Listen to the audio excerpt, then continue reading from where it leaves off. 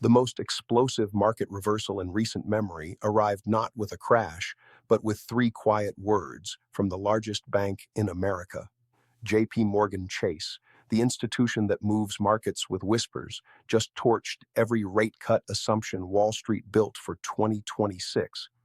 Where consensus expected relief, they now see nothing. Where traders priced two cuts, JP Morgan sees zero. And where Jerome Powell's Federal Reserve promised accommodation, the market now faces something far more dangerous, a tightening cycle disguised as a pause. As we move deeper into the first quarter of 2026, the structural mechanics of wealth destruction are already in motion. This is not speculation. This is mathematics playing out in real time. I'm not a financial advisor. This isn't financial advice. This is an educational analysis based on publicly available information and historical precedent. The scale of what just happened requires context. JP Morgan didn't merely tweak their forecast. They executed a complete about-face on monetary policy expectations that rippled through every asset class within hours. Their January 9th note to clients crystallized what many suspected but few wanted to acknowledge. The Federal Reserve's cutting cycle is over before it meaningfully began. The bank now expects the federal funds rate to remain locked between 3.5 and 3.75% through all of 2026, with the next move being a 25 basis point hike in the third quarter of 2027. This represents a fundamental recalculation of the economic landscape. Just weeks earlier, JP Morgan anticipated at least one rate cut. That view is now ashes. The reasoning behind this reversal exposes the structural trap the economy has entered. December's employment data showed unemployment dropping to 4.4%, even as job growth slowed more than expected. This creates a peculiar configuration, a labor market neither weak enough to force the Fed's hand nor strong enough to justify genuine optimism. Core inflation persists above 3% on an annual basis, despite the Fed's aggressive tightening campaign that began in March 2022. The recent Consumer Price Index report for December showed headline inflation holding at 2.7% year over year, with core inflation unchanged at 2.6%. Food prices jumped 0.7% in a single month. Shelter costs, comprising over one-third of the CPI weighting, increased 0.4% and remain up 3.2% annually. Energy prices rose 0.3% monthly. The stickiness is undeniable. Goldman Sachs joined the pivot, pushing their expected rate cuts from March and June to June and September. Barclays and Morgan Stanley delayed their forecasts to mid-2026. Every major institution is watching the same data and reaching the same conclusion. The Federal Reserve has lost its ability to ease without reigniting inflation. The CME FedWatch tool shows traders now pricing a 95% probability that the Fed holds rates steady at its January meeting. Market expectations have collapsed from multiple cuts to hoping for maybe two by year end. This recalibration is not minor technical adjustment. It represents a wholesale abandonment of the dovish pivot narrative that supported asset prices throughout late 2025. The historical pattern this mirrors should terrify anyone who understands systemic risk. We are witnessing the formation of a classic monetary policy trap, where central banks maintain restrictive rates not by choice but by necessity, even as economic activity shows signs of stress. This configuration has preceded every major wealth destruction event of the past century. The mechanism is consistent. Inflation remains elevated enough to prevent cuts, growth slows enough to damage corporate earnings, and asset prices deflate as the cost of capital stays punitive. The outcome is always the same. Wealth evaporates not through dramatic crashes, but through sustained grinding pressure that compounds month after month. The parallels to 1929 and 2008 are not in the surface details, but in the systemic architecture. In 1929, the Federal Reserve maintained tight monetary policy even as economic data deteriorated, convinced that speculation needed to be wrung from the system. The result was the destruction of 89% of stock market value over 34 months. In 2008, The Fed held rates at 5.25% until September of that year, months after the credit markets had begun seizing. The delay cost the global economy roughly $15 trillion in household wealth. Today's configuration is more dangerous because the stakes are exponentially higher. Total U.S. household wealth exceeds $150 trillion. Financial assets have been inflated by 15 years of ultra-low rates and quantitative easing. The magnitude of potential destruction dwarfs previous cycles simply by the scale of capital at risk. But the true danger lies in what most observers are missing. The Federal Reserve's independence is under assault in ways that fundamentally alter the equation. Jerome Powell made an extraordinary statement on January 11th, revealing that the Department of Justice had served the Federal Reserve with grand jury subpoenas threatening criminal indictment related to his congressional testimony. Powell stated clearly that this represents intimidation designed to force the Fed to set rates based on presidential preference rather than economic evidence. President Trump has repeatedly demanded interest rates around 1%, a level that would flood the economy with liquidity regardless of inflation consequences. Powell's term as chair expires in May 2026. Trump is expected to announce his replacement within weeks. The leading candidates, including Kevin Hassett and Kevin Warsh, are known for far more dovish inclinations than Powell. The Supreme Court is hearing arguments about Trump's authority to remove Fed Governor Lisa Cook. The entire institutional framework of monetary policy independence is being systematically dismantled. This creates a scenario financial markets have never properly priced. If the Fed maintains current rates through political pressure while economic data deteriorates, asset values will compress.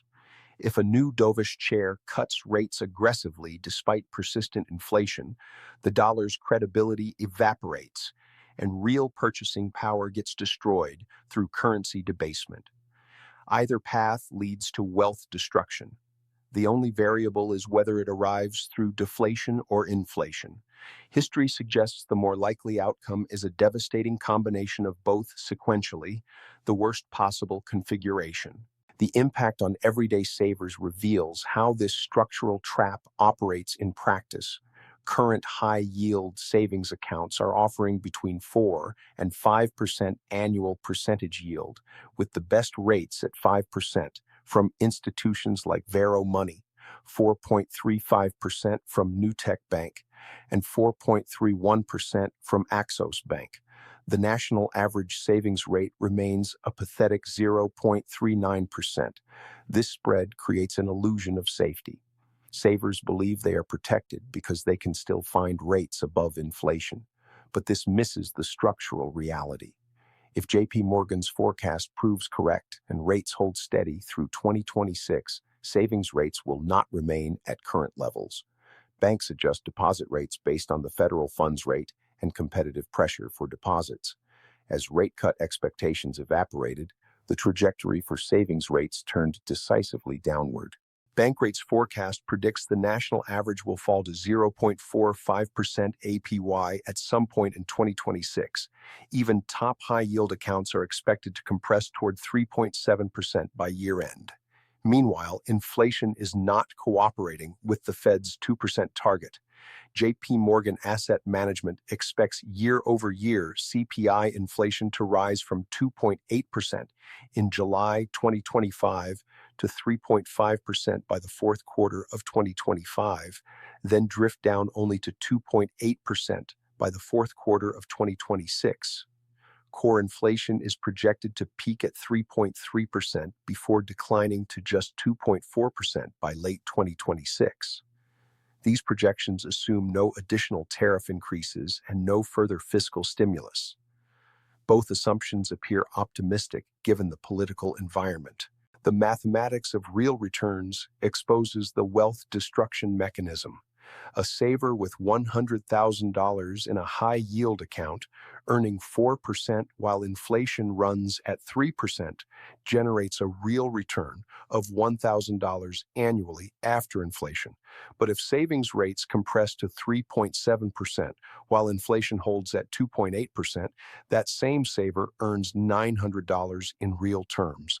And if inflation ticks back up to 3.5% as JPMorgan projects for certain periods, while savings rates fall to 3.5%, the real return collapses to zero. The purchasing power of savings remains flat at best. For the 70% of Americans holding money in traditional savings accounts, earning the national average of 0.39%, they are being systematically impoverished. At 2.7% inflation, they lose 2.31% of purchasing power annually. Over 5 years, that compounds to a 10.9% reduction in real wealth. A $100,000 balance loses nearly $11,000 in purchasing power without touching the principal. This is not a bug. This is the feature. The Federal Reserve's mandate includes maximum employment and price stability, but buried beneath those stated goals is an unstated imperative: inflate away debt. The U.S. government carries over $35 trillion in debt. The only realistic path to managing this burden without default is financial repression, the process by which real interest rates remain below inflation for extended periods, slowly eroding the real value of debt while simultaneously destroying the purchasing power of savings. This policy has historical precedent. From 1945 through 1980, the U.S. government reduced its debt to GDP ratio from 119% to 31%, not through fiscal discipline, but through financial repression. Savers were systematically impoverished as inflation exceeded deposit rates for decades. The current environment is establishing the same configuration.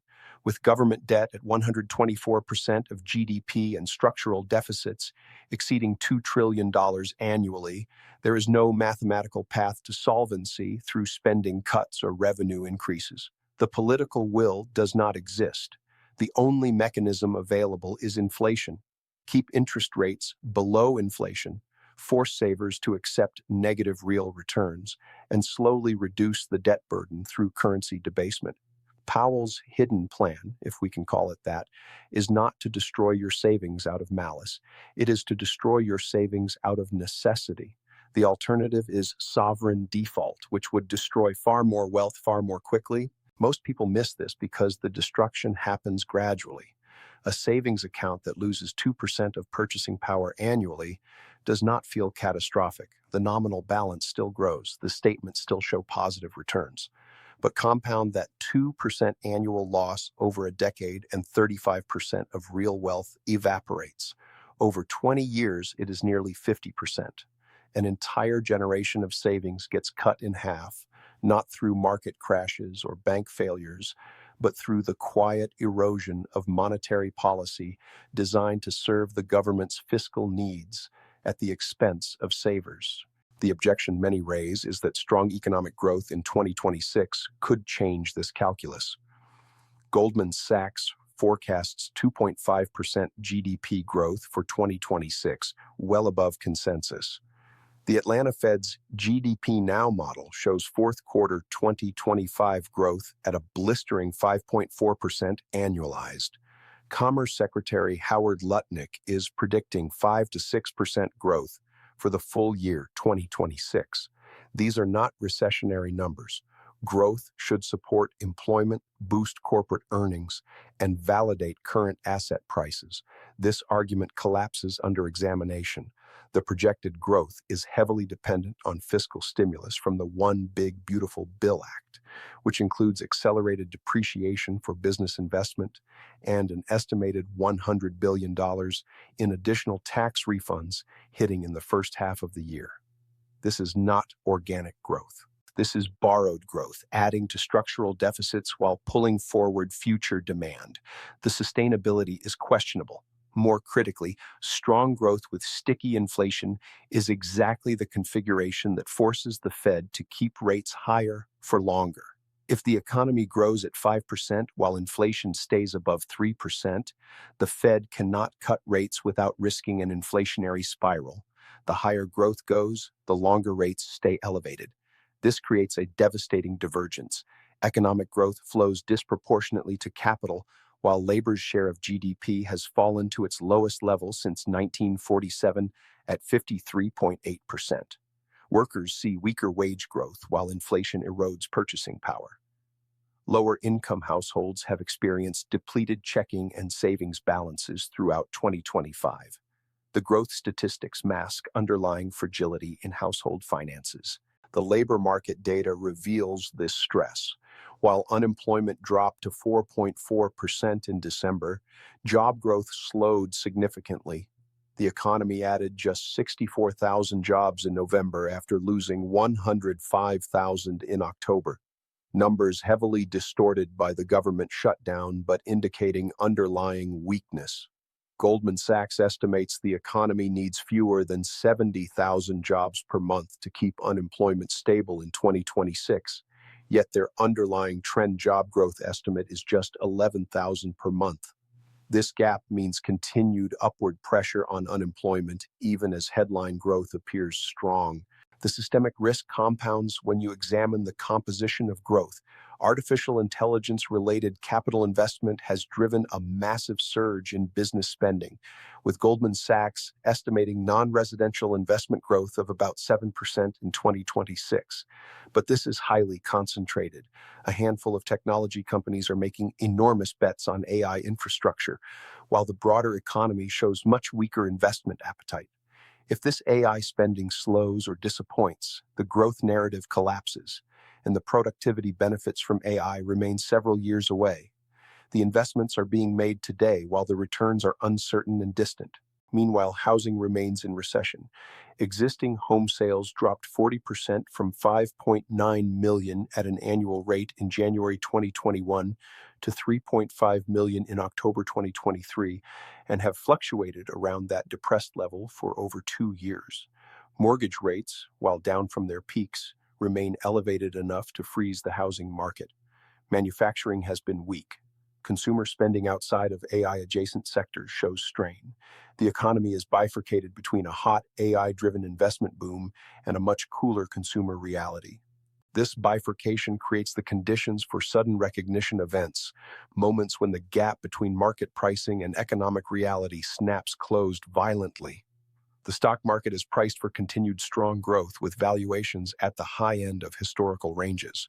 If the AI investment thesis falters, or if a dovish Fed replacement creates currency instability, the repricing will be brutal. The compression happens faster than the expansion because fear moves faster than greed. 1929 saw the Dow Jones fall 89% over 34 months. 2008 saw the S&P 500 drop 57% in 17 months. Both events felt sudden to participants even though the structural conditions built over years. The 2026 configuration is more dangerous because the central bank's traditional role as crisis backstop has been compromised. When markets seized in 2008, the Fed had room to cut rates from 5.25% to zero and implement quantitative easing. When pandemic lockdowns hit in March 2020, the Fed cut to zero and bought $5 trillion in assets. Today, with rates at 3.63% and inflation still above target, the Fed's capacity to respond to crisis is severely limited. If markets crash with inflation at 3%, does the Fed cut rates and risk an inflationary spiral?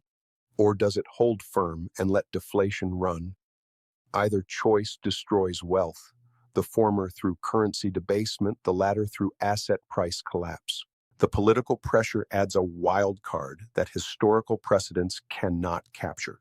If Trump succeeds in installing a dovish Fed chair who cuts rates to 1% regardless of inflation, the bond market will revolt. Foreign holders of U.S. Treasuries, particularly Japan and China, will dump bonds, driving yields higher and the dollar lower. Imported inflation will surge as a weaker dollar makes everything from oil to consumer electronics more expensive. Domestic inflation will accelerate as cheaper money floods into assets and goods. The Fed would lose all credibility. Inflation expectations would become unanchored. The result would be a 1970s-style stagflation, but with far larger debt burdens and far more fragile financial systems. Conversely, if the Fed maintains credibility but holds rates elevated while economic data deteriorates, we get a grinding, deflationary bust. Corporate defaults rise. Commercial real estate, already under severe pressure, enters crisis. Regional banks with heavy exposure to commercial real estate face solvency concerns. Credit spreads blow out. The stock market reprices lower as earnings collapse. Unemployment rises as businesses cut costs. The feedback loops accelerate. Weakness begets more weakness. Assets that appeared stable suddenly cannot find bids. Liquidity vanishes.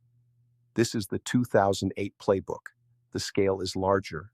The leverage is greater. The destruction would be proportionally worse. The convergence of these structural forces creates not a probability of crisis, but a certainty of wealth destruction through one mechanism or another. Savers face either real return erosion through financial repression or nominal capital loss through deflation. Asset holders face either valuation compression through market repricing or purchasing power loss through currency debasement. The only question is which path and which timing. The outcome is baked into the mathematics of over-leveraged systems operating near the limits of their structural capacity. What makes this particularly insidious is how normal everything feels right now. Markets are trading near all-time highs. Economic data shows growth. Unemployment is relatively low. Inflation is off its peaks. The system appears functional. But beneath the surface, every critical variable is moving in the wrong direction simultaneously. Inflation is sticky. The Fed is trapped. Fiscal deficits are exploding. Household balance sheets are weakening. Commercial real estate is imploding. Regional banks are stressed. And now, monetary policy independence is under political assault. These are not isolated problems. They are interconnected components of a failing system. The historical lesson is that systemic crises never announce themselves. They arrive suddenly to those not paying attention while being blindingly obvious to those tracking the structural indicators. In 1928, the stock market was booming and economic data looked robust. In 2006, housing prices were rising and credit was flowing freely. In both cases, the structural imbalances were catastrophic, but they remained hidden beneath surface prosperity until the recognition event triggered the cascade. We are in that pre-recognition phase now. The imbalances are massive. The vulnerabilities are clear. The catalysts are forming. The timing is uncertain, but the direction is not. For those holding cash in savings accounts, the path forward is brutal, regardless of which scenario unfolds. If rates stay high and recession arrives, your nominal principal may be safe, but unemployment rises and income falls. If rates get cut aggressively and inflation reignites, your principal holds, but purchasing power evaporates. The squeeze operates from both directions. You cannot save your way out of systemic monetary failure. The game is rigged to transfer wealth from savers to debtors, from the prudent to the leveraged, from the middle class to the government and large corporations that benefit from cheap money and inflation. This is not conspiracy. This is system design. Central banking exists to serve state fiscal needs first, financial system stability second, and individual savers last. When those interests conflict, as they do now, savers get sacrificed. The mechanism is clean. Keep interest rates below inflation, force negative real returns, slowly extract purchasing power. It is a tax without legislation, wealth confiscation without announcement, and it is already happening. Your savings account statement shows positive returns, but your grocery bill, your rent, your healthcare costs tell a different story. The erosion is real. The trajectory is clear. And according to JPMorgan's latest forecast, there is no relief coming in 2026.